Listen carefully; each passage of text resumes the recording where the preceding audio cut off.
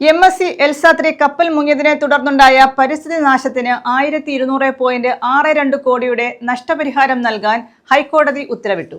സംസ്ഥാന സർക്കാർ ഫയൽ ചെയ്ത അഡ്മിറാലിറ്റി സ്യൂട്ടിലാണ് ജസ്റ്റിസ് MA അബ്ദുൽ ഹക്കീമിന്റെ ഉത്തരവ്.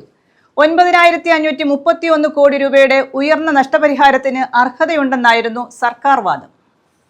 MSC എൽസ-3 കപ്പൽ മുങ്ങിയതിനെ തുടർന്നുണ്ടായ പരിസ്ഥിതി നാശത്തിന് 1200.62 കോടിയുടെ നഷ്ടപരിഹാരം നൽകാൻ ഹൈക്കോടതി ഉത്തരവിട്ടു. സംസ്ഥാന സർക്കാർ ഫയൽ ചെയ്ത അഡ്മിറാലിറ്റി സ്യൂട്ടിലാണ് ജസ്റ്റിസ് MA അബ്ദുൽ ഹക്കീമിന്റെ ഉത്തരവ്.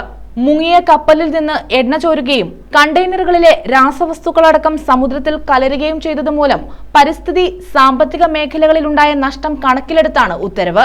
9531 കോടി രൂപയുടെ ഉയർന്ന നഷ്ടപരിഹാരത്തിന് അർഹതയുണ്ടെന്നായിരുന്നു സർക്കാർ വാദം. എന്നാൽ സർക്കാർ ആവശ്യപ്പെടുന്ന തുക യാഥാർത്ഥ്യത്തിന് നിരക്കുന്നതല്ലെന്ന വാദമാണ് കപ്പൽ കമ്പനി ഉന്നയിച്ചത്. അപകടം നടന്നിട്ടുള്ളത് സംസ്ഥാന സമുദ്രാതിർത്തിയിൽ നിന്ന് 14.5 നോട്ടിക്കൽ മൈൽ അകലെയായതിനാൽ കേരള സർക്കാരിന് അഡ്മിറാലിറ്റി സ്യൂട്ട് നൽകാൻ അധികാരമില്ലെന്നും അവർ വാദിച്ചിരുന്നു. സർക്കാർ അഡ്മിറാലിറ്റി സ്യൂട്ട് ഫയൽ ചെയ്തതിനെ തുടർന്ന് വിഴിഞ്ഞത്തെത്തിയ കപ്പൽ അറസ്റ്റ് ചെയ്യാനും ഉത്തരവിട്ടിരുന്നു. മെയ് 24-നാണ് കൊച്ചി തീരത്തിന് സമീപം ലൈബീരിയൻ ചരക്ക് കപ്പലായ MSC എൽസ-3 കപ്പൽ മുങ്ങി അപകടമുണ്ടാകുന്നത്. വിഴിഞ്ഞം തുറമുഖത്ത് നിന്ന് പുറപ്പെട്ട കപ്പൽ കൊച്ചി തീരത്ത് നിന്ന് 38 നോട്ടിക്കൽ മൈൽ തെക്ക് പടിഞ്ഞാറ് വെച്ചാണ് അപകടത്തിൽപ്പെട്ടത്.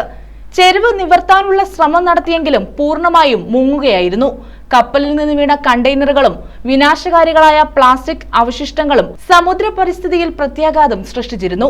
184 മീറ്റർ നീളവും 26 മീറ്റർ വീതിയുമാണ് കപ്പലിനുള്ളത്. News desk South vision.